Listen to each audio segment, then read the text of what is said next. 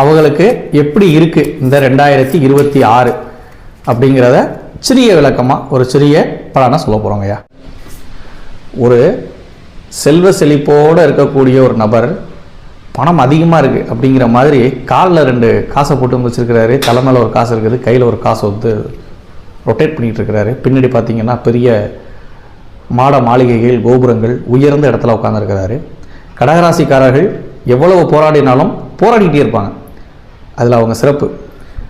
அப்படி இருக்கும் பட்சத்தில் 2026 இவர்களுக்கு நல்லபடியான பொருளாதார வளர்ச்சி இருக்கும். இவங்க மெயினான விஷயத்தில் கண்ட்ரோலாக இருக்கணும் அப்படின்னா ஆண் பெண் யாராக இருந்தாலும் சரி எந்தவித விஷயத்திற்கும் அடிமை ஆகக்கூடாது.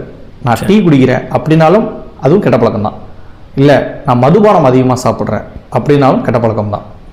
இது போன்ற விஷயங்களில் இவங்க கண்ட்ரோலாக இருக்கணும், இல்லை அந்த பழக்கத்தை விடுறது இவங்களுக்கு நல்லது. 2026 கடகராசி கண்டிப்பாக குபேரன் அப்படின்னு நான் சொல்கிறேங்கய்யா.